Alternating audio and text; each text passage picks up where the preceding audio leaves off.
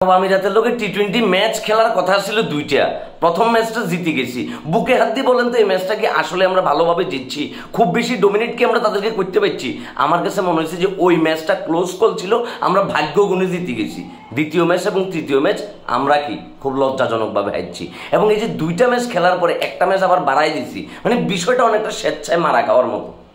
একটাবার চিন্তা করেন যে আমাদের বোলিং লাইন আপ কোন অবস্থায় আছে মুস্তাফিজ তাসকিন আহমেদ ছাড়া। তাদের ব্যতীত শরীফুল এবং হাসান মাহমুদ, চিন্তা করছিলাম যে ডেথ ওভারে এই দুজন হয়তো কার্যকরী ভূমিকা রাখবো, কিন্তু তারা কার্যকরী ভূমিকা রাখা তো দূরের কথা, তাদের লোকে নতুন করে যোগ হয়েছে আবার সাকিব ভাইয়া। এই তিনজনে মিলে মোটামুটি ম্যাচটারে এমন পর্যায়ে চলে গেছে, ফাইনালি আমরা সিরিজটা হারিয়ে গেছি। লিটন কুমার দাসের হাতে 2026 সাল পর্যন্ত টি-20 টিমের দায়িত্ব তুলে দেওয়া হয়েছে। অ্যাজ এ ক্যাপ্টেন হিসেবে তার পারফরমেন্স কতটুকু ছিল? অথচ সে সংবাদ সম্মেলনে আসি বড় বড় কথা বললো যে শিশিরের কারণে আমরা ম্যাচটা হারিয়ে গেছি। ভাগ্যটা ভালো যে সাকিবের কথা বলো নাই, যে শিশিরের কারণে আমরা ম্যাচটা হেরছি, সাকিবের কারণে আমরা ম্যাচটা হেরছি। আবার লজ্জাজনকভাবে সে বলতেছে দাঁত কেলায় যে আমরা শিখতেছি, এই ম্যাচ থেকে আমাদের অনেক শিক্ষার কিছু আছে। ভাইয়া ঠিক আর কত বছর শিক্ষা গ্রহণ করলে তোমাদের এই পিকনিক শেষ হবে, তোমাদের শিক্ষা সফর শেষ হবে? প্রত্যেকটা বার এরকম বাজে বাজেভাবে টি-20 ম্যাচ খেলো, ওডিআই খেলো, টেস্ট খেলো, সিরিজ হারিয়ে যাও, টুর্নামেন্ট থেকে বিদায় হও, বিদায় হওয়ার পরে সেই মুখস্থ কথা সংবাদ সম্মেলনে আসি যে আমরা ভালো করতেছি, আমরা সামনে আরও কীভাবে ভালো করা যায় বিষয়টা দেখতেছি, আমাদের অমুক ভুল ছিল তমুক ভুল ছিল। অথচ একটাবার কোনোদিন কোনো প্লেয়ার কিংবা কোনো বলার নিজের কাঁধের উপরে দায়িত্ব নিয়ে বলে নাই যে আমি খুব জঘন্য বোলিং করছি, আমার এর চাইতে ভালো বোলিং করার দরকার ছিল। কোনো ব্যাটার বলে না যে কি ভাই আমি খুব বাজে ব্যাটিং করছি, আমার কারণে মনে হয় দলটা হারছে। এই কথা কাউকে আমি বলতে শুনিনি।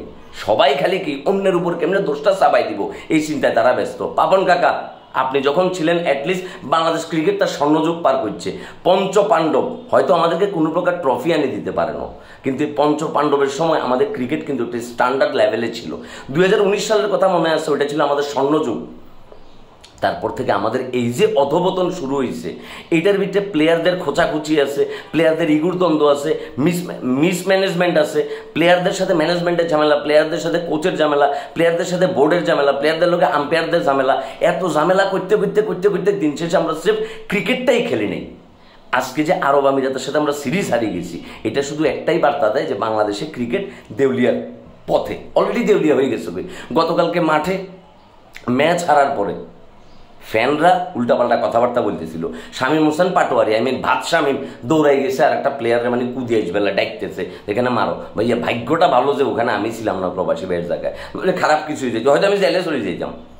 মানে এই যে মানুষের ইমোশন লই দীর্ঘ 30টা বছর ধরে তোমরা যে ফাইজলামিটা করি যাইতেছো, তোমরা যে ইমোশনের নামে পেশাদারি ক্রিকেটটা তোমরা খেলতেছো না, যে ক্রিকেটটা খেলি তোমরা লাখ লাখ টাকা, মান সম্মান, ইজ্জত, সেলিব্রিটি, তকমা সব কিছু পাইছো, কিন্তু সেই ক্রিকেটটাই তোমরা ভালো করে খেলতেছো না। অথচ এই কথাটা তারা কখনো সংবাদ সম্মেলনে তারা কোনোদিনও স্বীকার করে নাই। তাদের শুধু কথা একটাই যে আমরা শিখতেছি, আমরা শিখবো, আমরা আশা করি সামনের ম্যাচে ভালো করব। এই আশা করি সামনের ম্যাচে ভালো করব, ওই সামনের ম্যাচটা যে কবে আসবো সেটা খোদ আল্লাহ পাক ছাড়া আর মনে হয় না পৃথিবীর বুকে কেউ জানে। সময়ের দাবি যে আইসিসির উচিত প্রত্যেকটা ফরম্যাটে, সেটা টি-20, ওডিআই, টেস্ট ফরম্যাটে বাংলাদেশের ক্রিকেটকে ব্যান করা। কারণ ক্রিকেটের যে সৌন্দর্য আছে ওই সৌন্দর্যটা আমরা নষ্ট করছি। যেই পরিমাণ সুযোগ সুবিধা, স্পন্সর আমরা পাইছি, ওইটা যদি অন্যান্য কোনো টিম পাইতো তাহলে আমরা কিন্তু হয়তো এতদিনে ওই টিম ক্রিকেটে অনেক দূর আগায় দিত। আফগানিস্তানের দিকে তাকান, জলজ্যান্ত উদাহরণ, তারা কোথায় চলে আসছে। আয়ারল্যান্ডের দিকে তাকান, ইউএসের দিকে তাকান।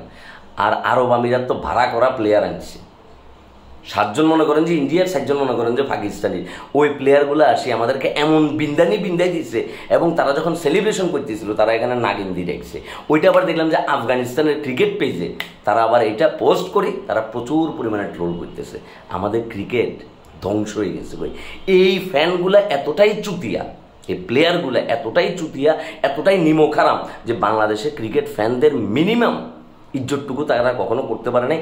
আমাদের আবেগের মিনিমাম মূল্য তারা কখনোই দেয় নাই। তারা শুধু আমাদের সাথে ছেলে খেলা করে গেছে। এই সৌদি আরব ক্রিকেট খেলে জানেন তো, এই সৌদি আরব আমিরাতরে হারাইছে 6 মাস আগে।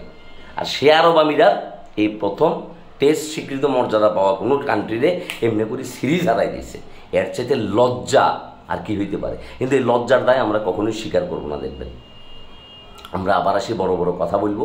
এই যে পাকিস্তান সিরিজ, এটা ডাইরেক্ট বাদ করে দেওয়া উচিত। আমাদের নেক্সট সিরিজ হওয়া উচিত হনুলুলু, উগান্ডা, আইদার সৌদি আরব।